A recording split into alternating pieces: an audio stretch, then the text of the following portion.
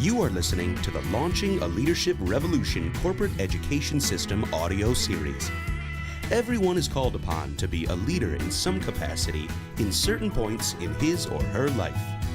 This series is designed to offer training and insights on a variety of topics to assist the listener in leadership development and to becoming equipped for the inevitable challenges ahead. Launching a leadership revolution is all about becoming a leader and why somebody should be a leader, the impact of leadership, where leadership takes you, and how someone grows as a leader. And I guess sitting here with you, Orrin, let's go back through and maybe chat a little bit about the book, how we got to the point of even putting it in a book and why it should matter to somebody. Yeah, well, Chris, if you remember when we first sat down, I think we were on a private island, we were taking a look at all the different leaders that we know and all the different leaders we've worked with, and we're trying to figure out, man, what was the common denominator? What was the thing that seems like, some of them seem to be really outgoing people and others seem to be more introverted. And we're just trying to figure out what was the common denominator amongst all the different leaders that we know.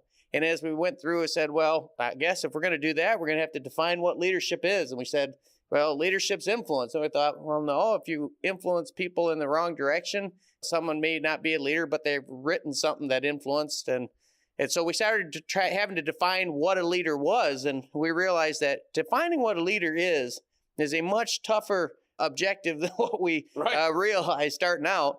But I think the common denominator that we finally settled upon was every leader we knew was hungry. Well, I remember that night we had started writing words down, and it became almost like buzzword soup or buzzword bingo. It has character, has ambition, has vision, and it just after a while you look at all these words and it's just a mess and it didn't mean anything.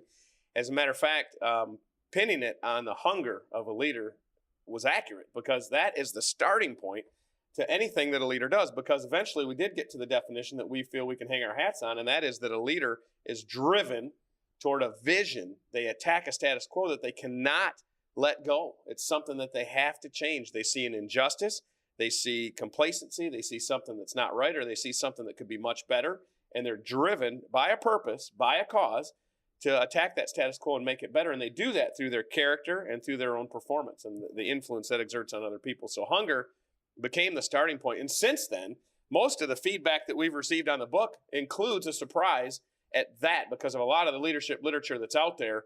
It doesn't necessarily pivot on the starting point of hunger. Yeah, it kind of begins with the assumption, most books begin with the assumption that, everybody's hungry, but not everybody is hungry. That's right. You start writing a book and you make that assumption. To me, I think we need to start, and that's what we did in Launching a Leadership Revolution, is start with, it's your responsibility to create hunger in your life. You've got to figure out through the 3 levels of motivation that we cover in the book is you are responsible for finding out what drives you.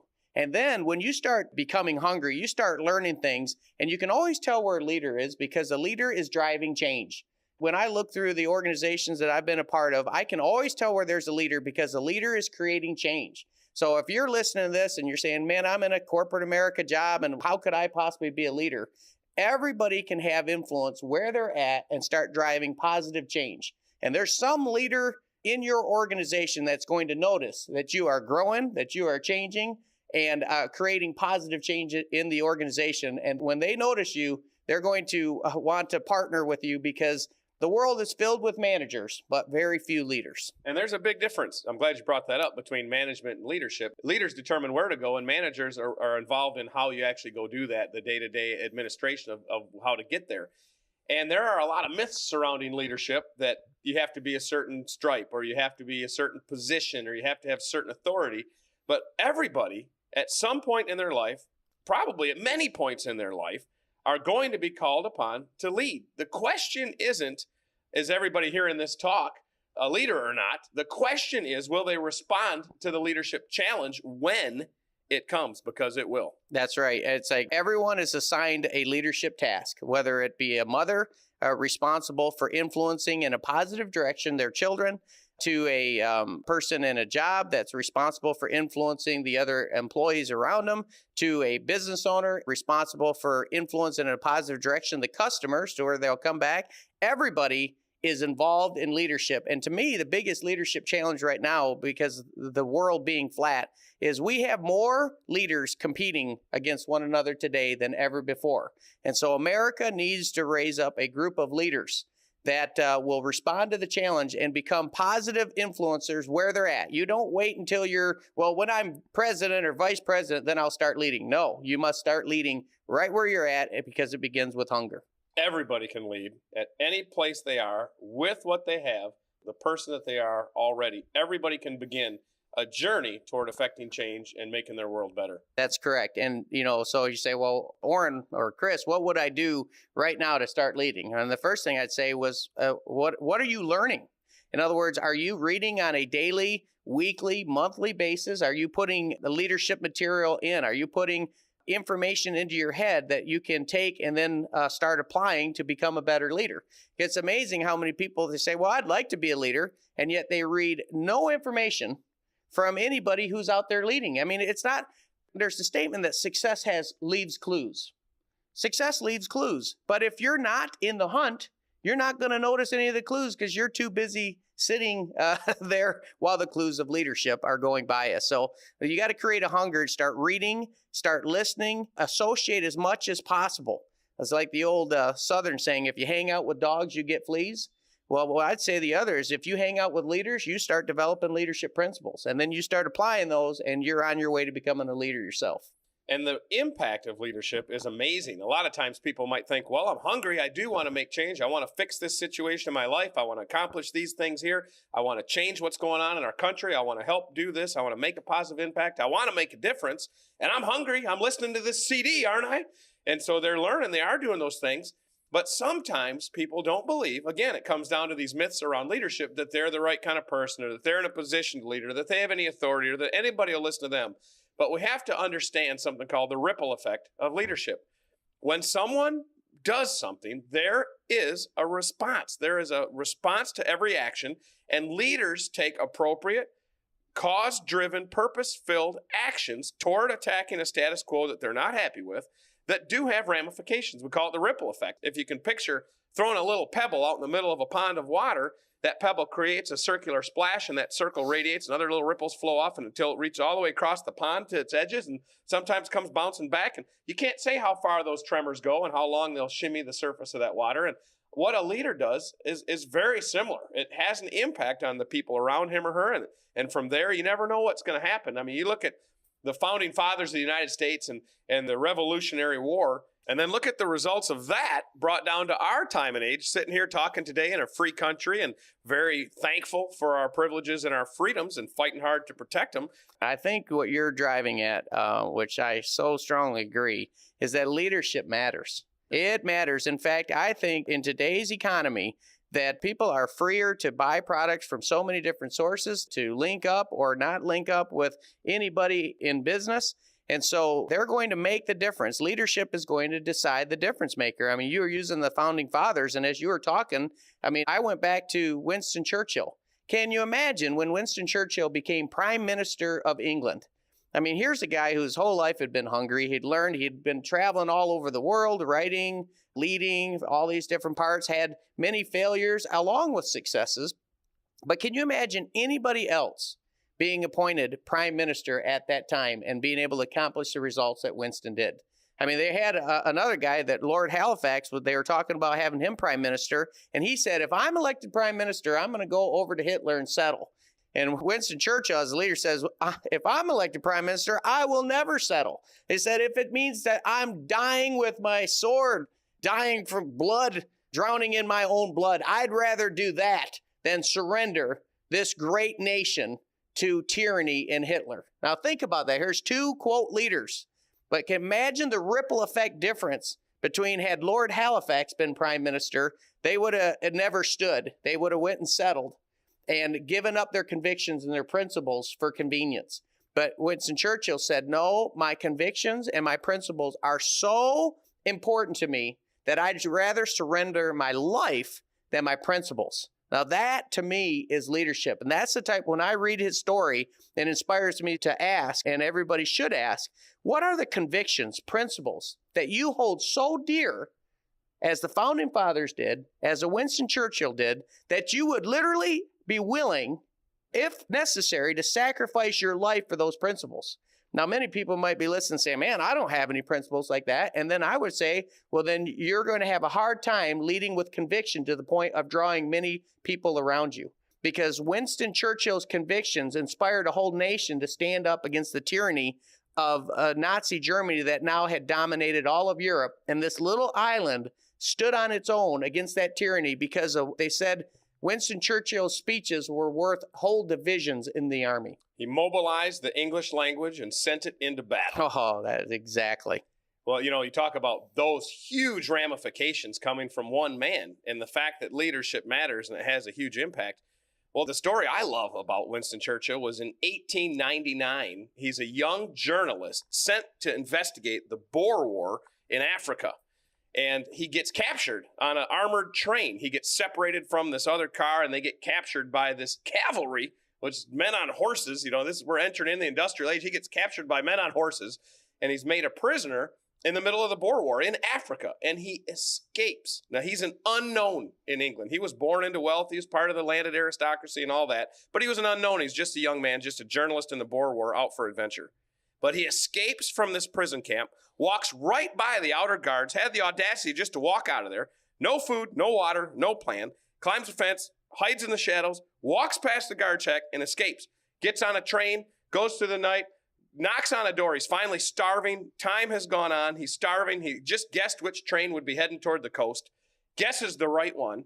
The train gets off at a depot. He gets off. He walks around. It's dark. He sees a light, and he's so hungry. He's so thirsty. He knows he's going to die.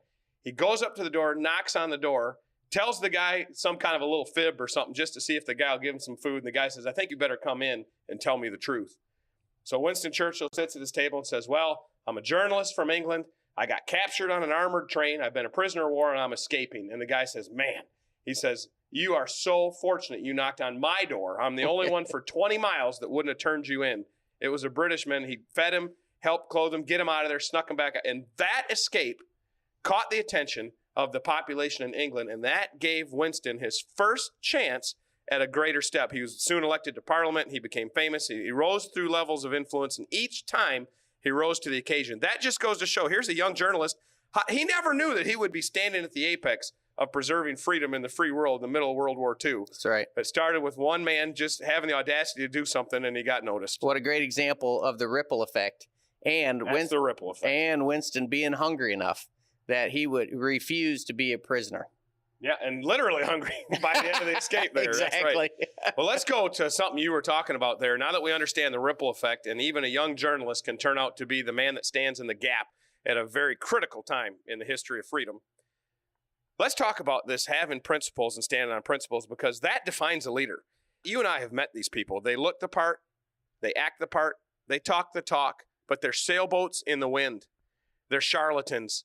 They're genteel, but they have no governing principles. When the wind blows, they flip and head in any direction the wind blows, whatever benefits them, whatever is pragmatic to their own comfort, their own peace, and their own affluence. And it's really the plague of our times. And that is not the kind of leadership we're talking about. Absolutely. I mean, everything that you and I talk about is principle centered. There are principles that we hold so dear that we're willing to sacrifice for our principles. A pragmatic says, well, I'm willing to change the principles to get the result that I want. And but a principle centered says, I'm willing to sacrifice poor results in certain situations for the principles. But long term, the principle centered person will always, in my personal opinion, will get better results, because people will eventually no longer follow. They will not follow someone who's not principle-centered, because eventually they figure out, you know what? They're willing to change the principles against me eventually if it gets to where it's more convenient for them. So to me, all leadership begins with understanding your principles and not being that sailboat and saying, these are my North Star principles and I will follow that star. The higher one rises in leadership, the more it's about other people and influencing other leaders to also go lead and follow that example. And, you know, everybody knows the Abraham Lincoln quote, you can fool some of the people all the time and all the people some of the time, but not all the people all the time. But there is another, you could take a version of that quote and you could say this, you could say that you can fool some of the people some of the time, but you are not going to fool leaders as they look to follow a leader. You're not going to fool a real leader. So you're not going to fool leaders. You're not going to fool people of quality that have character and that have a desire to do something great in life. You're not going to fool those kind of people. That's so let's right. just push that all to the side. And let's talk about the fact that a leader makes a difference, that there's, there are people out there that they're not really living while they're alive. What do you think about that? Well, I mean, take a look at any of the great companies, take a look at any of the great causes, any of the great charities, and you know that there was a leader somewhere. In fact, Emerson said that every great company is the shadow of a great man. That's good. Whether it's a man or a woman, it's somebody who had an inspiration, something that they said, this must change. And they had the principles, they had the hunger, and then they went out there and actually left their mark in the world. Now, if you think about the mass of humanity, most people are living their whole life. And they say, well, and what are they remembered for? Well, they had a couple kids, and then they lived their whole life. And what are they remembered for? They had a few more. And it's like they're not leaving a mark anymore. People aren't realizing that this is their one chance. This is their one shot. Henry David Thoreau said, most men lead lives of quiet desperation. And I think one of the purposes of our Launching a Leadership Revolution series of CDs and books is to wake people up and say, hey, this is no dress rehearsal. This is your shot. Let's get going. Let's do something. Let's lead. Let's leave our mark. And nowadays, it's not such quiet desperation. People are kind of noisy about their desperation. Yeah. They're getting a little loud and whiny. And, we're in an economy right now that's pretty interesting. It has people asking questions. It has people fearful and all these different types of things. And interestingly enough, one of the easiest ways to overcome that is to have a deeper purpose, is to rise above that and to keep your eye on something grander. You're talking about most people don't leave a mark. They eat their share of the food, breathe their share of the oxygen, drive on their side of the road, take up some time, take up some space, and then they die. Somebody cries at their funeral, they kick sand in their face and go back and eat potato salad, and it's all over, and they split up as goods. Stephen Covey calls it beginning with the end in mind. That's right. The other day, some friends of mine did some research for me and had someone trace back some of the genealogy, some of my family history on each side. And it's really interesting as I was reading through the names and the children and the marriages and the dates and where they lived, I thought, all of their blood is running through me, and yet I know almost none of this. They had to hire a guy to dig up the very fact that these people even lived. That's right. Much less, and my grandfather's father on my paternal side was named Andrew Jackson Brady. All we know about Andrew Jackson is that his mom's name was Melissa, that she had him out of wedlock, and that he had a hammer. Now, I know about this hammer because I've seen it. My dad has it, and I'm going to hopefully get him to give it to me. And on the stack of the hammer, it says Andrew Jackson Brady. So all we know, he might have been a great man. Probably a nice, humble, hopefully an honest guy. But all we know for sure is that he propagated the species, and he wrote his name on a hammer. Now, I doubt the day that he woke up and wrote his name on that hammer that he realized that would be one of the two most defining moments in his life. That was his mark. He left his mark. That's right. So Stephen Covey talks about beginning with the end in mind and looking back from the tombstone, taking the tombstone test and saying, all right, what do we want our life to stand for? We got to rise above all this temporal stuff and figure out what we're going to make our life stand for, what kind of a legacy that we're going to leave. And that's why we keep ending up on the topic of leadership. Absolutely. I mean, Lou Holtz called the same principle the dash. I took my son to see his grandfather, my dad, who passed away, and I showed him the tombstone. I said, there's Orrin Woodward, and my son's name happens to be Orrin Woodward too. And I said, man, so he was sitting there seeing his name on a tombstone. And I said, you see that dash? I said, that's the most important part because, you don't control your beginning date and you don't control your end date, but that dash in the middle, that's what you have responsibility. And we just walked around out in Columbiaville, Michigan. We're looking at the different tombstones. I said, you see, all of their lives are over. Their chance to leave a mark has come and gone. I said, but you still have an opportunity to leave a mark. And everybody listening to this, however much time you have left, that is your opportunity to leave a mark. And so many people, well, I can't start some big foundation, or I can't start that. That's a misunderstanding of what leadership is. Leadership is the moment you take your eyes off yourself and focus on contributing into someone else's life. Making a difference. Exactly, making a difference. If you were to go ask the public and just say, excuse me, could you tell me the last 10 Super Bowl winners, the champs of the world? Chances are, unless you're really big into football, you're not going to remember the last 10 Super Bowl champs. But you ask that same person, can you tell me 10 people who have made an impact in your life? And they're going to be able to list off those 10 people. You got to start. Everything you know at the top, you learn at the bottom. So you got to start today and start saying, how can I make a positive impact into others' lives? You start doing that and you will build a following, because people love to be served and leaders are servants. Well, because you will be different. You'll be different from the masses of selfish, self-serving people out there that are thinking, that are thinking small, and you will be different. And you have to be different to make a difference. Oh, good one. And if you spend your life trying to put deposits in the lives of other people, you'll have relationships, contacts, friendships, and you'll be so richly blessed just because you decided to put deposits into the lives of other people. That's what leadership is. Doing what you can, it motivated from your deepest reasons with what you have right now in the moment for the people that are around you right now.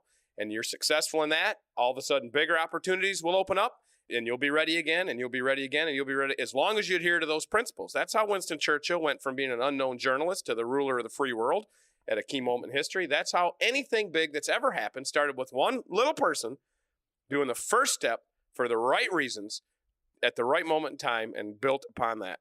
That's why I love living in America, because the founding fathers created this country with the idea that it didn't matter your race, creed, color, your age, what your last name was.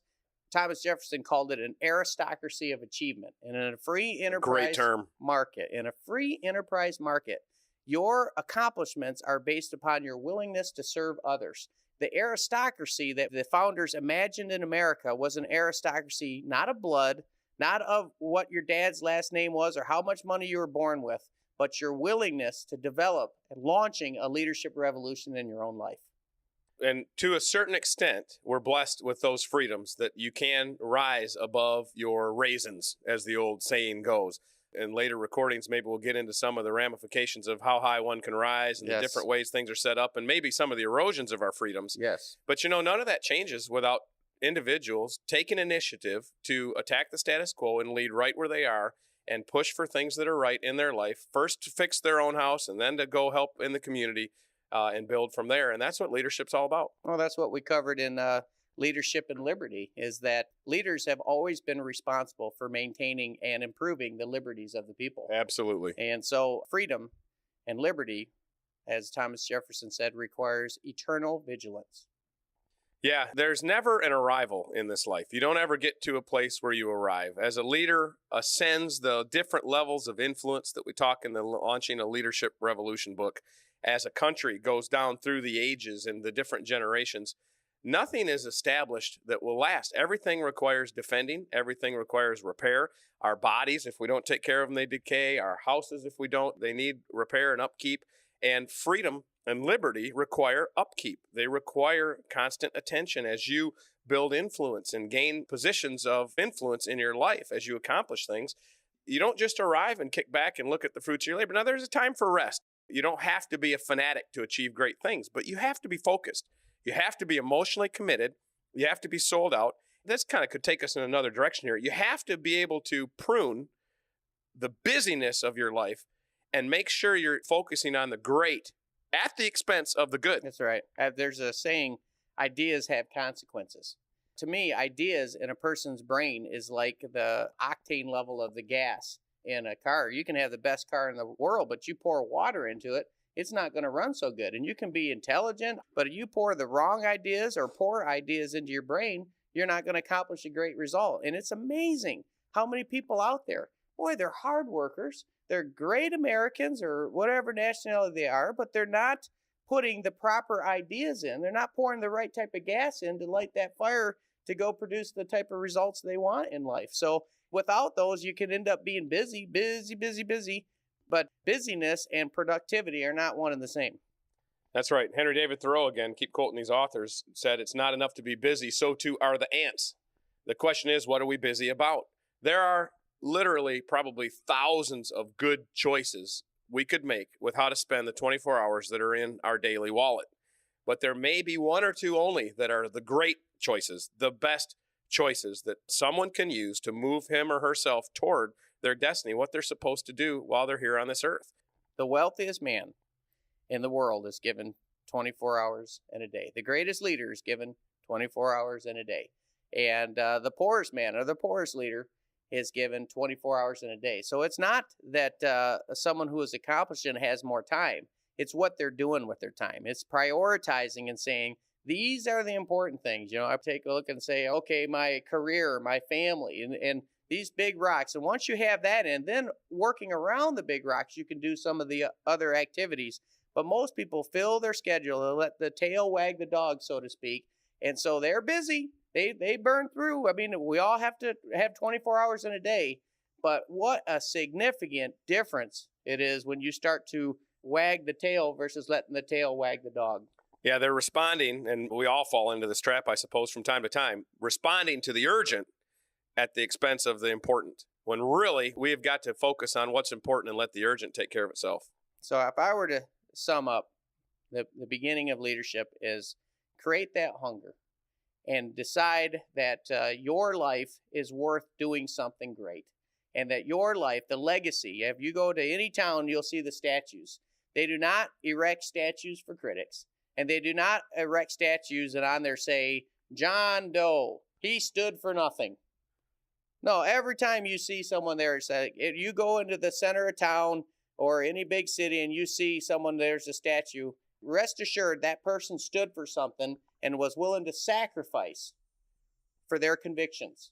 And then because they stood for that, that strengthened the will of many other people, and it created some movement, and a town was formed, or a town was defended, or they went over and conquered this, or they, that's the amazing thing about life is we are all given the abilities. Nearly everybody has the abilities to do that, yet so few do, because the last part of leadership to really pull it all together is courage. Now you know what to do. I mean, you can listen to the CD many, many times, and you'll know what to do, but until you have the courage to do it, knowledge is not power. Knowledge applied is power. It would be one of my greatest wishes that the people that would hear us talk like this and have this kind of a chat would get the belief in themselves and in the rightness of their principles and the firmness of their cause that they could stiffen their spine and muster the courage to do. Many times I run into people who just believe that they can't make a contribution, that they can't do it, that somehow it's other people that do these great things, that's those kind of people. I'm just a this or I'm just a that. And that is one of the biggest lies. That's right. I mean, I think if I were to sum it up, you are worthy of success. You are worthy of leadership. It's not a matter of can you do it. It's a matter of will you do it. I truly trust that there are a lot of people out there like you and I were not too many years ago who were on this same journey, discovering what leadership was, coming to the realization that, well, I guess somebody's got to lead, taking a hold of the plow, getting to work, learning the principles, being hungry, doing the work, gaining the experience, growing in confidence, mustering courage from time to time to take some stands and to live a life well lived. And I honestly have to say that there are no regrets for a life lived leading. And anybody listening to this recording, hopefully you will be inspired to understand that you have the seeds of greatness within you and you can accomplish way more than you can possibly imagine. You have the abilities deep inside, bring them out, but it all starts with the first step, remembering the ripple effect, being hungry, start learning, and attacking the status quo right where you are, with who you are, with what you've got.